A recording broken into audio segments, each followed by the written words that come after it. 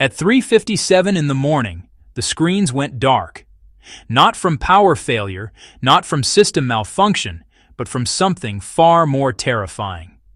236 autonomous drones had just erased Moscow's most advanced radar network in under 4 minutes, and the operators watching those monitors had no idea what was coming next.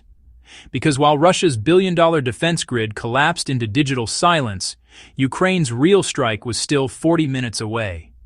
Picture this. You're manning the most sophisticated early warning system on Earth. Your radar can track a sparrow at 200 kilometers. Your interceptors can eliminate hypersonic missiles before they clear the horizon. You've got layers upon layers of protection, backup systems for backup systems, and enough firepower to stop an entire air force.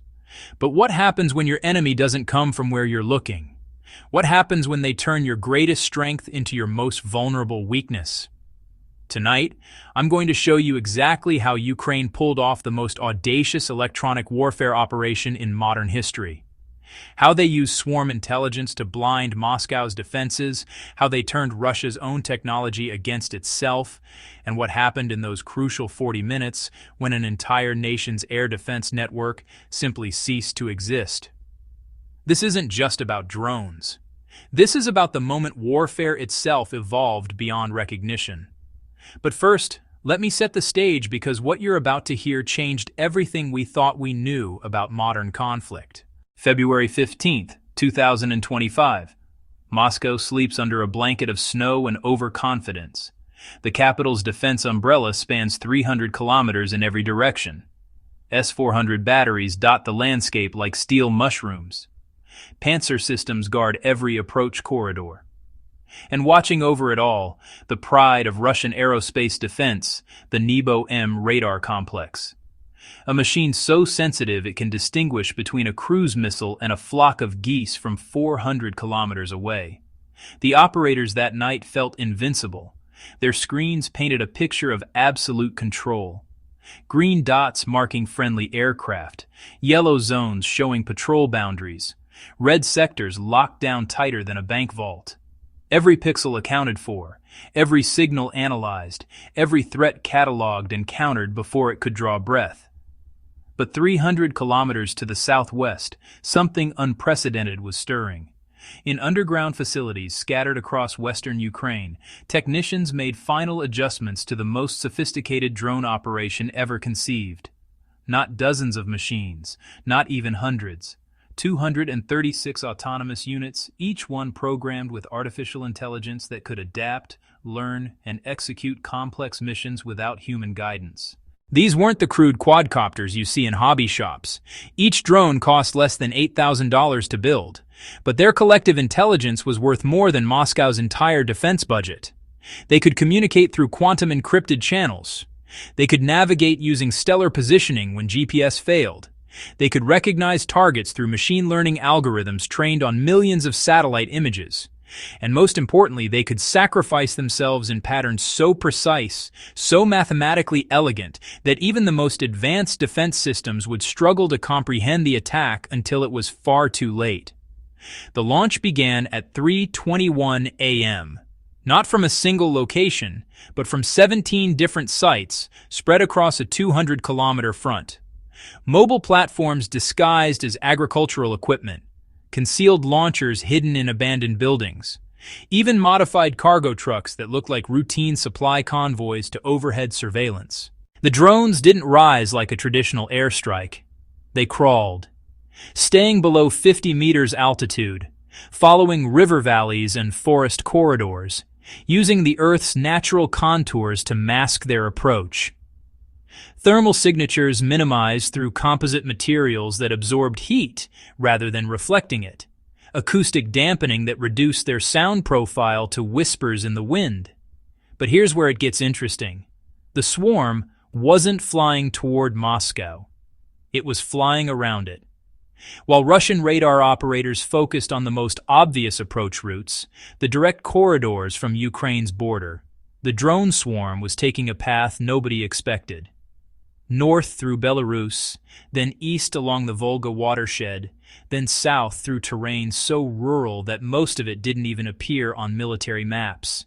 A journey of over 800 kilometers that would take most aircraft hours to complete. These machines did it in 97 minutes. The first indication something was wrong came at 3:54 a.m. A radar operator at the Tver installation noticed what he described as atmospheric disturbance along the northern perimeter. Not aircraft signatures, not missile tracks, just subtle interference patterns that made his screen flicker like a television with poor reception. He logged the anomaly and continued his sweep. Standard protocol for weather-related interference. But what he was seeing wasn't weather. It was the electromagnetic shadow of 236 drones positioning themselves in a formation so precise, so geometrically perfect, that they could manipulate radio waves like a conductor directing an orchestra. At 3:56, the real show began. The attack wasn't kinetic. There were no explosions, no missiles, no visible destruction. Instead, the drone swarm executed something called a distributed electromagnetic pulse. Each machine carried a small but powerful transmitter capable of generating focused radio frequency bursts. Individually, these transmitters were harmless. Collectively, when synchronized to the microsecond and aimed at specific frequencies, they became a weapon more devastating than any conventional bomb. The Nebo-M radar complex was the first to fall. Its massive dish arrays, designed to pierce through electronic jamming and atmospheric interference, suddenly found themselves drowning in a sea of artificial noise. Operators watched in horror as their screens filled with phantom contacts, thousands of false targets appearing and disappearing faster than human eyes could track. But the genius of the attack wasn't the jamming itself, it was the pattern. The drones didn't just blind the radar, they fed it carefully crafted lies. False aircraft approaching from the south, missile signatures that appeared and vanished like ghosts, bomber formations that existed only in the imagination of confused computers. Within minutes, every S-400 battery within 300 kilometers was tracking targets that didn't exist while completely ignoring the real threats positioning themselves for the killing blow. Interceptor missiles launched at empty sky. Patriot systems swiveled toward phantom formations. The entire defense grid became an orchestra, playing a symphony written by its enemies.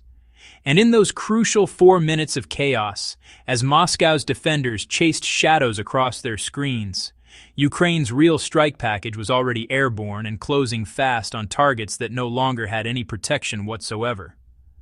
The screens went dark at 3:57 a.m., but the silence that followed would echo through military academies for decades to come. Because what happened next would prove that in modern warfare, the most dangerous enemy isn't always the one you can see. The one you can see. 4:17 a.m. The silence breaks, but not with sound, with movement. 43 kilometers southeast of Moscow, a formation that shouldn't exist slices through morning mist at an altitude that defies every tactical manual ever written. 18 heavy strike drones, each carrying payloads that would make conventional bombers jealous, drift through airspace that 3 hours earlier was the most protected corridor on Earth.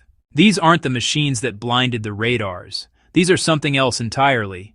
Purpose-built Predators weighing 400 kilograms each, powered by hybrid engines that burn so clean they barely register on thermal imaging.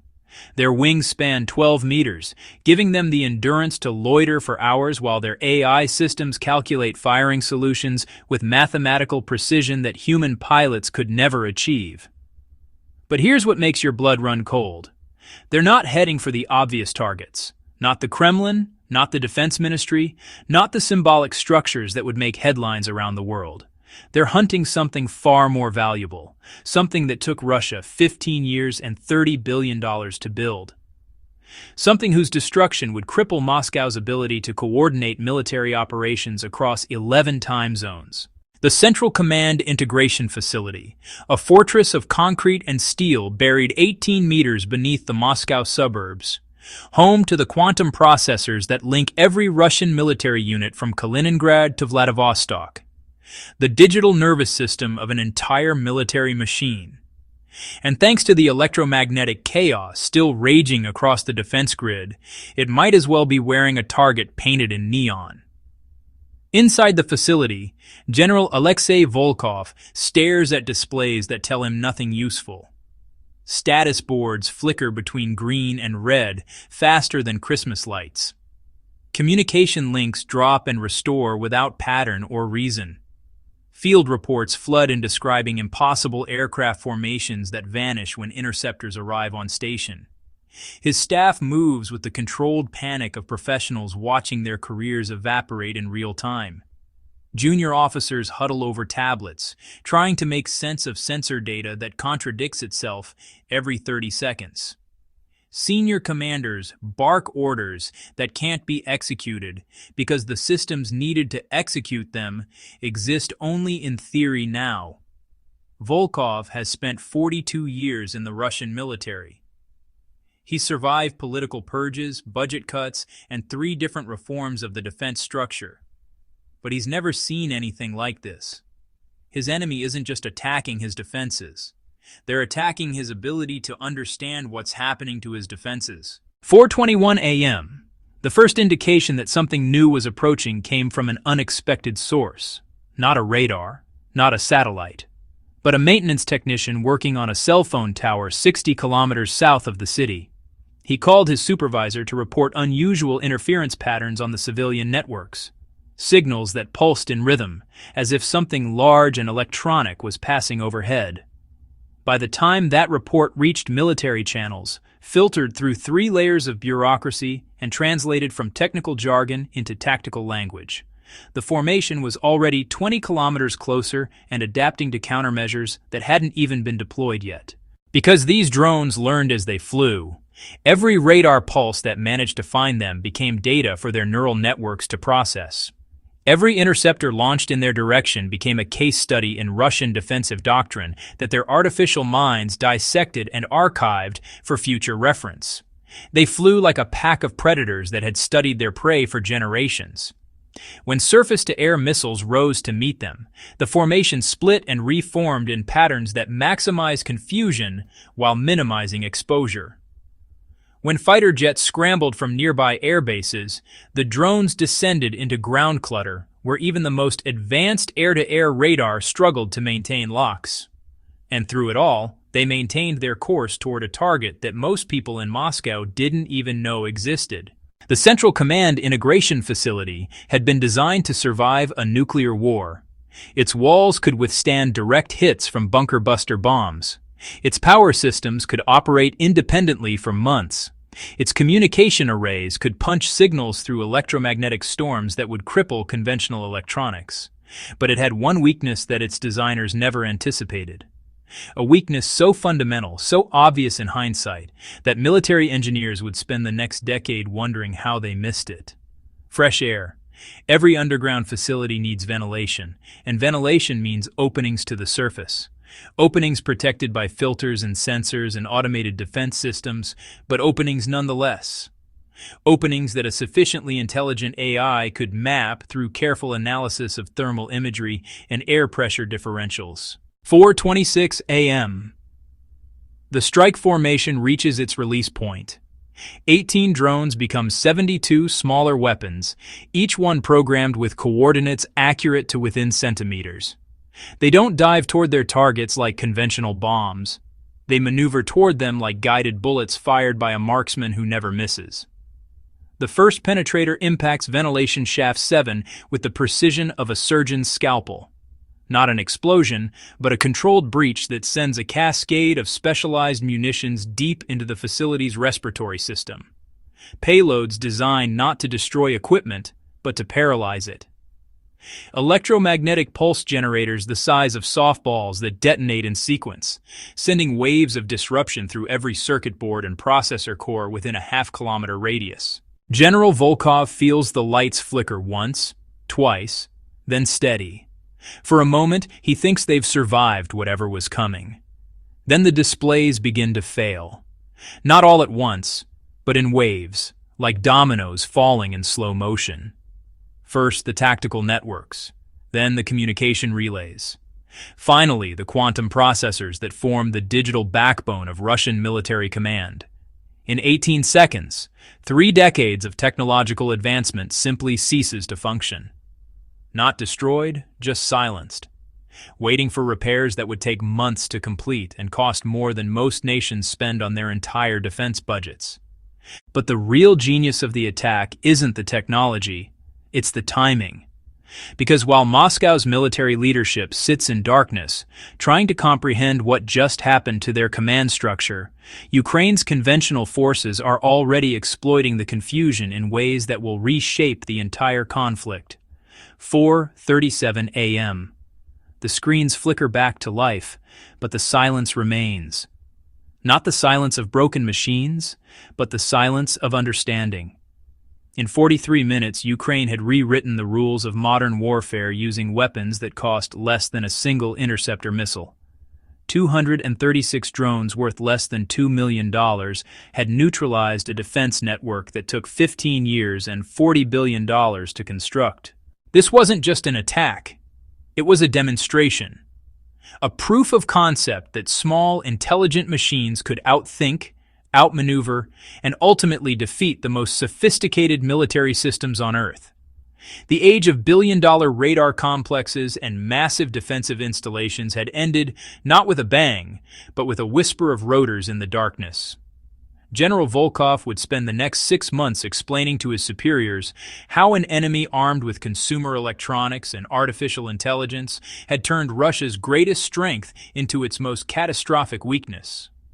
But by then, the lesson would already be spreading to every military academy, every defense contractor, every nation watching from the sidelines.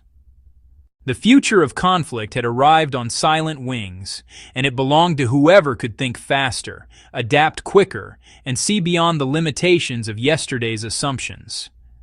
In the end, Ukraine's greatest weapon wasn't technology.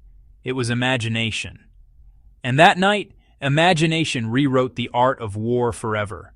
So tell me, when the machines learn to fight smarter than the humans who built them, who really controls the battlefield?